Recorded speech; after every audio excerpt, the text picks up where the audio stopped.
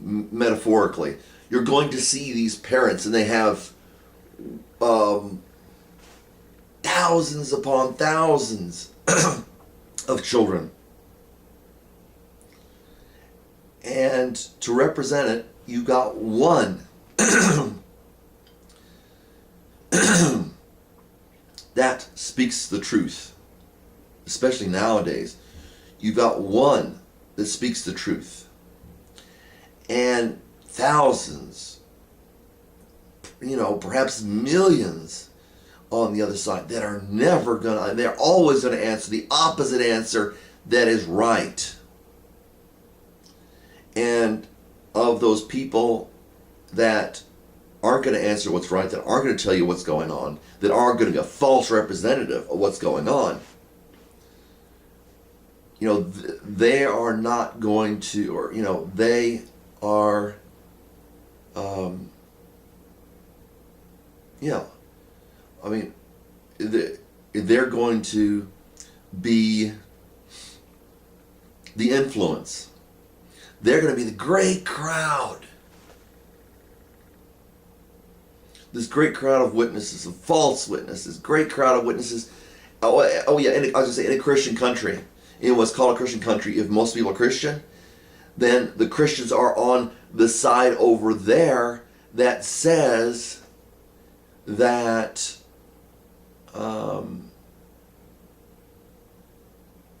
you've got to go with the crowd. They're going to be on the side that is hypocritical. The Christian, you got to have one on one side that tells the truth. He's going to be a Christian. You're going to have all these Christians over here that are liars, that are fakes, and they're going to be cheering for you, and they're going to be wanting to tell you about Jesus. Not that the one over here doesn't. See, all this crowd over here is mimicking this one guy over here.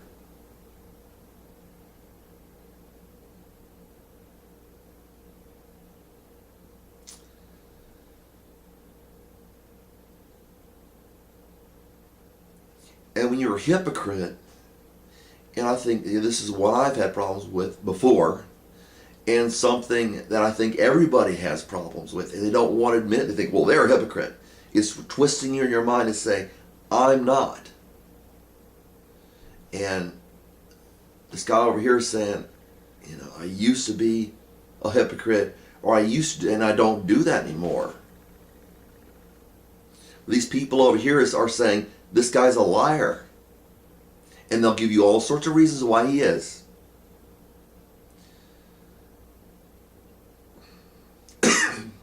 If you can't determine the truth,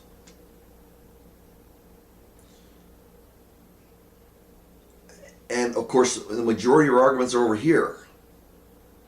This is the influence, this is all the verbiage over here.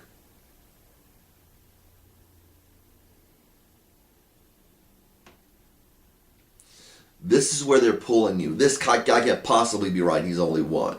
Of course, in reality, there's more than, one Christian on earth.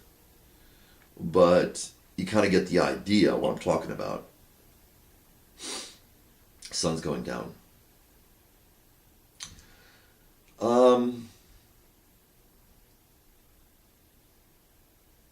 But when you see the majority of people acting congruently, acting the same way, they all work together, fishes all swim together, and they raise their right hand, know that it's their left.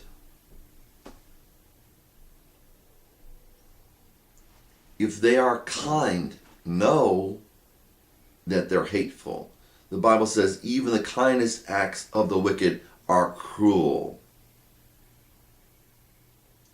Know what's going on in your world. Make your own decision. You decide if you want to live a righteous life or not, and God will help you. Become a Christian. Or at least, even further than that, born again, to where you are heirs according to the promise.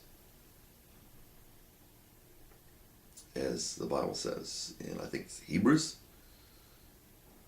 Fellow laborers and heirs according to the promise. Is that Paul? Whatever. I haven't gotten to the New Testament yet. I've got to reading a different section, and I got to get back there. And with health problems, it's been a little hard. But true people who have been born again. Another one of the ways you will recognize them. These people over here are saying they're fake. This guy over here is saying you're true, and you think all these people over here can't be wrong because these people are like me. And you fail to perceive there's a little mirror, there's a flip in there, in your head, in your mind, where you're flipping things around yourself.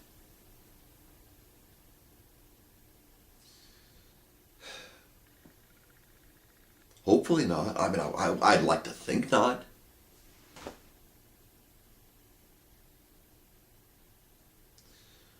But I can tell you, I don't want to start I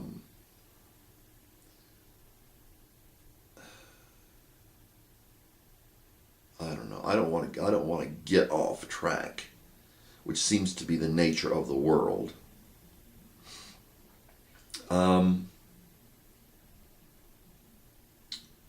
But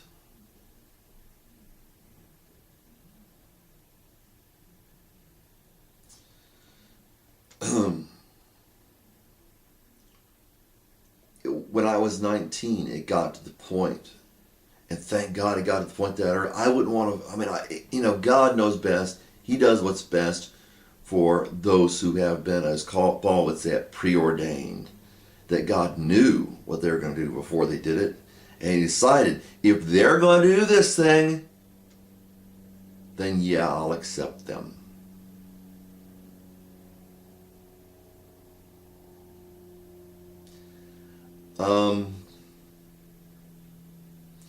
But early on in my life, I kind of worry about people who get into it later on. Early on in my life, I realized I don't know what to do. There you go. When you stop having all the answers and start having questions that are pertinent, that you put first and say, I've got to know.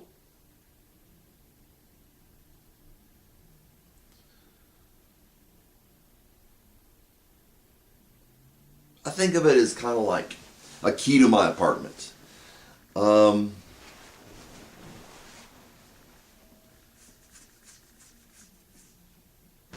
Jesus said He'd give His disciples the key to the kingdom. Whatever you bind on earth will be bound in heaven. Wherever you loose on earth will be loosed in heaven. It's Jesus in Matthew, I think it was Matthew. So you think about it. I mean, I got a door right over here. I mean, I got a small. I would say it's not an efficiency, but it's a small apartment. And I mean, it's not tiny. It's definitely a lot bigger than an efficiency. It's a good size apartment as far as efficiencies are concerned. As far as townhouses, it's pretty small.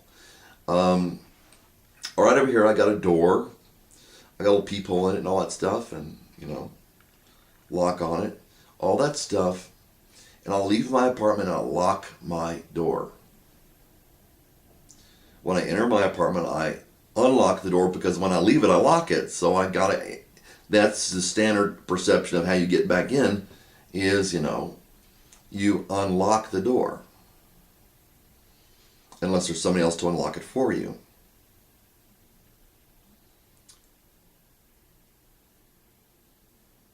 I would say if you don't know about this stuff, if you are the majority of people out there, that you're standing outside, Jesus says, I am the door. He who what is it, how's it go? I am the door. I am the door for the sheep. John 10. I am the door for the sheep. I am the good shepherd.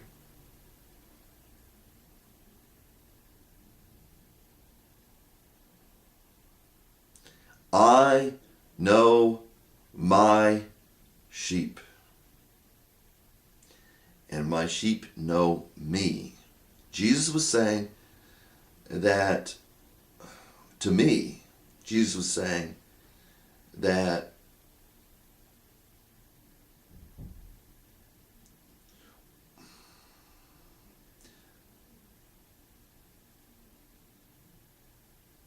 he knew who he was dealing with, and they knew who they were dealing with.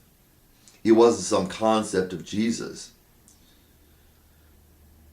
When it comes to the point where you realize who you're dealing with,